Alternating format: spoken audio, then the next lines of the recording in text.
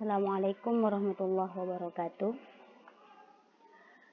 Pada kesempatan kali ini kami akan mempresentasikan tentang hermeneutika Khalid Abu El-Fald dan gagasan Nasr Hamid Abu Zaid dalam gender untuk memenuhi tugas mata kuliah metodologi studi Islam yang diampu oleh beliau Dr. Muhammad Arfan Muammar, Magister Pendidikan Islam.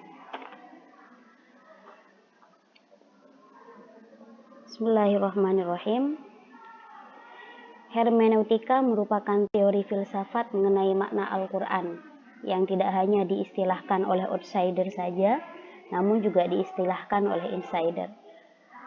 Khalid Abu El-Fald menawarkan gagasan hermeneutika secara teoritis maupun metodologis, yang mana tidak hanya digagas dan tidak hanya aplikatif dalam penafsiran Al-Quran saja, namun juga pada paradigma hukum Islam serta teks hukum Islam lainnya. Dan beliau sendiri, Khalid Muhammad Abu El-Fald, beliau adalah profesor hukum di Fakultas Hukum Universitas California Los Angeles, Amerika Serikat, dan beliau aktif dalam kajian hak asasi manusia, kajian hukum imigrasi, dan kajian hukum internasional.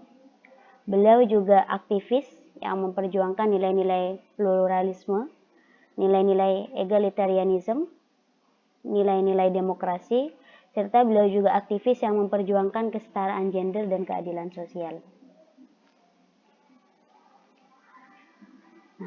Awal kegelisahan Abu El-Fald di sini adalah penyalahgunaan otoritas, di mana baginya diistilahkan dengan otoritarisme yang merupakan metodologi hermeneutika yang merampas dan menundukkan mekanisme pencarian makna sebuah teks ke dalam pembacaan yang subjektif dan selektif, di mana hal ini cenderung mengabaikan realitas ontologis Tuhan, serta memandang maksud tekstual dan otonomi teks sebagai hal yang sekunder.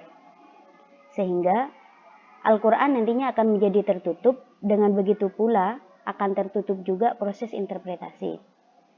Hal ini yang dipertontonkan oleh salah satu lembaga, yaitu Council for Scientific Research and Legal Opinion, yang dimana salah satu fatwanya di situ melarang perempuan memakai high heel, kemudian juga larangan mengemudi mobil bagi wanita yang juga menjadi peraturan negara, di mana fatwa-fatwa yang lain juga bersifat misoginis atau tidak suka terhadap kaum perempuan. Sehingga Abu El-Fald menawarkan gagasan hermeneutika. Yang pertama yaitu konsep teks, yang merupakan hal yang sangat fundamental. Dan kategori konsep teks ini mencakup definisi teks, kemudian teks dan bahasa, serta maksud tekstual, kemudian kepengarangan teks atau keberagaman pengarang dalam teks, kemudian konsep teks dan nas yang masih dipandang berbeda oleh Abu El-Fald, serta karakteristik teks. Ada karakteristik teks terbuka, ada pula yang tertutup. Kemudian yang kedua yaitu penetapan makna yang mencakup unsur triadik, yaitu makna ditentukan oleh pengarang, kemudian makna ditentukan oleh teks, serta yang terakhir penetapan makna dilakukan oleh pembaca. Selanjutnya yang ketiga yaitu metode interpretasi dengan metode interpretasi dinamis atau lively interpretative yang sebaiknya menggunakan counterfactual, yaitu membayangkan apa yang dikehendaki teks masa lalu jika kembali digubah pada masa kini. Kemudian yang keempat yaitu prinsip interpretasi, yaitu merupakan salah satu upaya untuk menghindari penyelewengan otoritas, di mana prinsip-prinsip penafsiran di sini ada 5. Yang pertama yaitu honesty atau kejujuran dalam memahami teks, sehingga tidak menyembunyikan atau mengganti bunyi perintah Tuhan dalam teks. Kemudian yaitu yang kedua ada diligence atau kesungguhan mufasir dengan mengerahkan segenap upaya rasionalnya. Yang ketiga yaitu adalah komprehensif atau kemenyeluruhan, yaitu penyelidikan secara menyeluruh dan mempertimbangkan semua perintah yang dianggap relevan. Kemudian prinsip yang keempat yaitu adalah rasionalisme atau rationable, sehingga tidak terjadi over interpretation nantinya.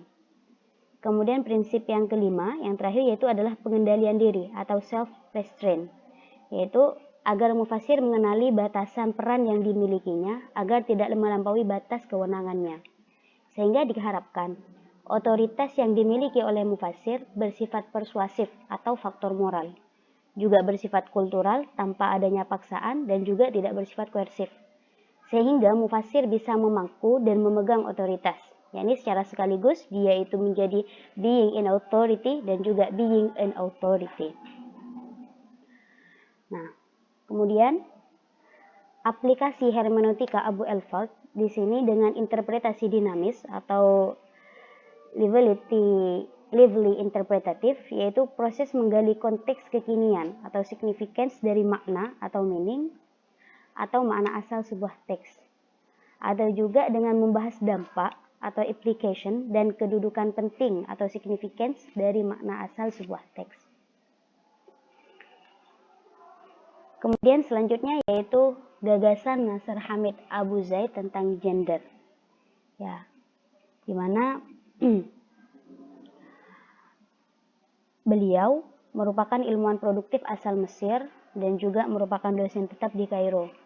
Beliau juga pernah menjadi dosen tamu di Universitas Osaka, Jepang.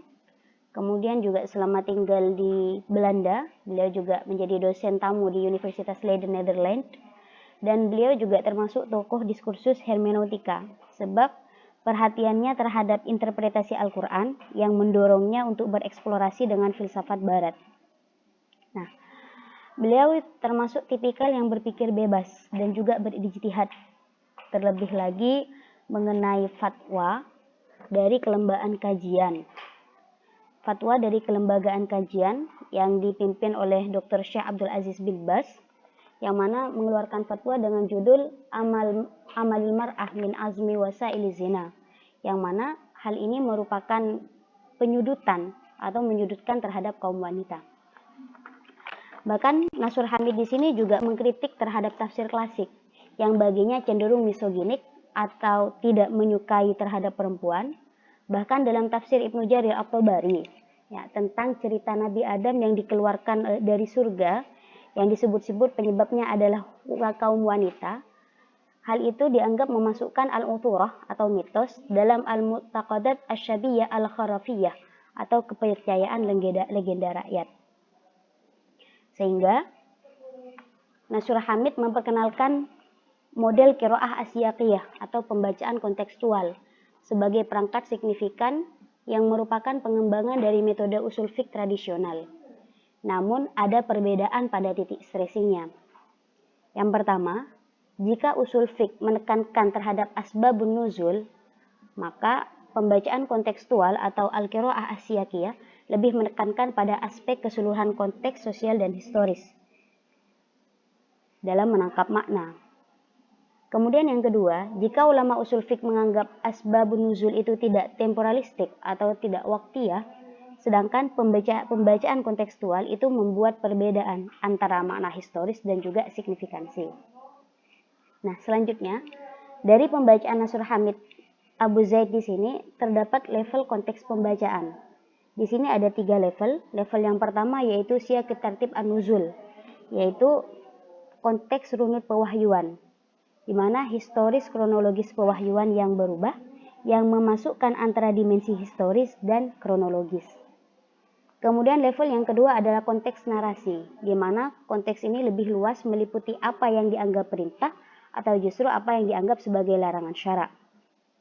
Kemudian level yang ketiga yaitu ada struktur linguistik atau at-tarkib al-lughawi yang lebih kompleks dari struktur gramatikal, di mana hal ini perlu lagi menganalisa lebih dalam berbagai relasi seperti takdim, takhir, kemudian ad-dzikru al-hadfu, dan lain-lain. Nah, salah satu contoh pembacaan Nasr Hamid ini terkait surat An-Nisa ayat 34. Di sini a'udzubillahi minasyaitonirrajim. Bismillahirrahmanirrahim. Ar-rijalu qawwamuna 'alan nisa'i bima faddalallahu ba'dhum 'ala ba'd. Di sini yang menjadi permasalahan adalah qawwamah, yaitu kepemimpinan. Di antara kesalahan pemahaman konteks ayat dalam konteks deskriptif Al-Wasf Al-Qur'ani yang dianggap sebagai tasyri' adalah qawwamah, bahwasanya qawwamah atau kepemimpinan hanya milik laki-laki. Padahal ayat qawwamah bukanlah tasyri', namun sebatas deskripsi atau suatu kondisi di mana Al-Qur'an secara tegas memang tidak menentukan kelebihan siapa atas siapa. Sehingga qawwamah merupakan hak setiap orang, termasuk juga perempuan, dengan alasan al-afdaliyah atau kelebihan, dan juga al-qudrah alal infak, kemampuan untuk memberikan nafkah, yang bisa saja hal ini dilakukan dengan kerjasama di antara keduanya sesuai tingkat kesulitan kondisi dan juga situasi. Sehingga dapat disimpulkan dari pemaparan tadi bahwasanya Abu Elfald, beliau adalah ahli hukum Islam yang menggagas legal hermeneutika kajian keislaman dan Al-Quran dengan interpretasi dinamis atau lively interpretative, yaitu memahami makna masa lalu atau meaning sebagai referensi untuk mengetahui makna tambahan masa sekarang, yaitu significance dan implication. Sementara Nasr Hamid Abu Zaid, beliau yang dengan pembacaan kontekstualnya, yaitu pembacaan teks Al-Quran tidak lepas dari sosiohistoris, sehingga tarikhiyat Al-Quran harus selalu dijadikan pijakan sebagai bentuk pembacaan kontekstual, sehingga tidak ada penindasan dan otoritasi terhadap kelompok lain. Dan demikian presentasi kami, kurang dan lebihnya kami mohon maaf. Kritik, saran, serta tanggapan Anda sekalian akan membantu kami to be better and better. Assalamualaikum warahmatullahi wabarakatuh.